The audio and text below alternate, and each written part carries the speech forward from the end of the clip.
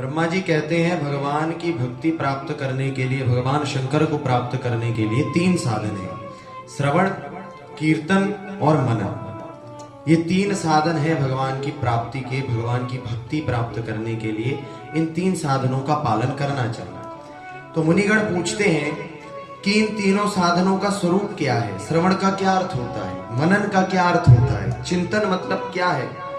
कीर्तन मतलब क्या है? इसका क्या अर्थ है? और इन तीनों साधनों में से कौन सा साधन सर्वश्रेष्ठ है?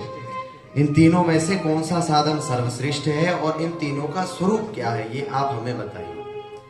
मननम कीदृशम ब्रह्मन्, श्रवणम चापि कीदृशम, कीर्तनम वा कथम तस्य कीर्तयेद यथा यथम। इन तीनों का स्वरूप आप हमें बताइए कि श्रवण, कीर्तन और मनन, इन तीनों का क्या अर्थ है? इन तीनों में से कौन सा श्रेष्ठ है? तो कहते हैं ब्रह्मा जी देखो, इन तीनों साधनों में से सर्वश्रेष्ठ साधन है मनन। और मनन का अर्थ है भगवान के नाम का स्मरण करना, भगवान शंकर के स्वरूप का चिंतन करना, शिव जी की लीलाओं का स्मरण करना, भगवान के स्वभाव को याद करना, भगवान के प्रभाव का स्मरण करना, चिंतन करना, ये मनन है। और ये तीनों साधनों में से सर्वश्रेष्ठ है भगवान के नाम का स्मरण, चिंतन, भगवान का याद, भगवान को स्मरण करना, ये मनन तीनों साधनों में सर्वश्रेष्ठ। और मध्यम जो साधन है दूसरा, उसका नाम है कीर्तन।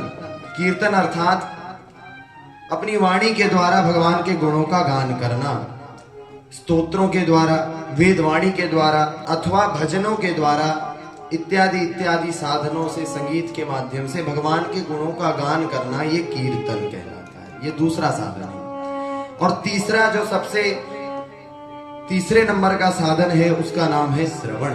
श्रवण अर्थात सुनना। क्या सुनना? बोले भगवान के स्वभाव को सुनना, भगवान के प्रभाव को सुनना, कुल मिलाकर के भगवान शंकर की कथा को सुनना, ये शिव महापुराण की कथा को सुनना, ये श्रवण है। भगवान ब्रह्मा कहते हैं कि इन तीनों साधनों में से सबसे महत्वपूर्ण साधन है श्रवण। यद्यपि मनन सर्वश्रेष्ठ है, लेकिन बिना श्रवण के मनन और कीर्तन दोनों अधूरे रहते हैं।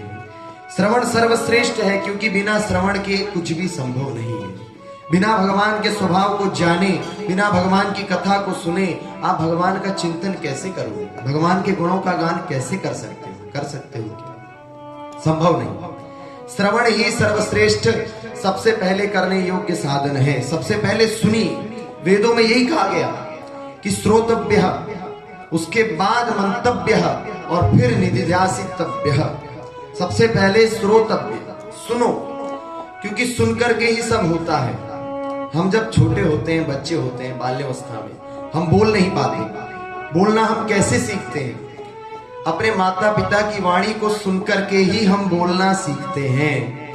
हम सुनकर के ही बोलना सीखते हैं, सुनकर के ही हम हर कार्य करना सीखते हैं। ऐसे ही जब तक हम भगवान के स्वभाव को सुनेंगे नहीं, भगवान की कथा को सुनेंगे नहीं, भगवान के प्रभाव को जानेंगे नहीं, तब तक हम भगवान का चिंतन कैसे करेंगे? भगवान की लीलाओं का गुणगान कैसे करेंगे?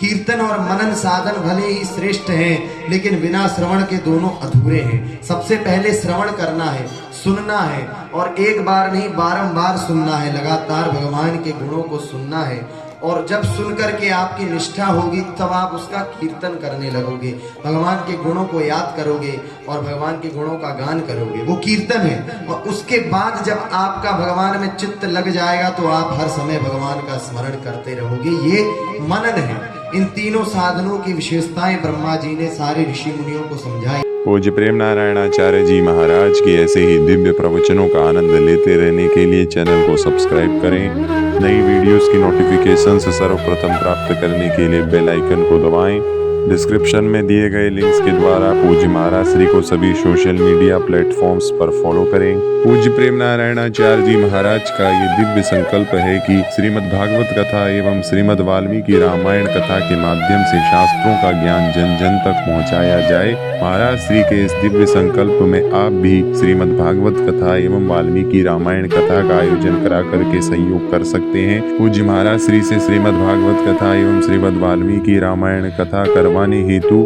दिए गए नंबरों पर संपर्क करें।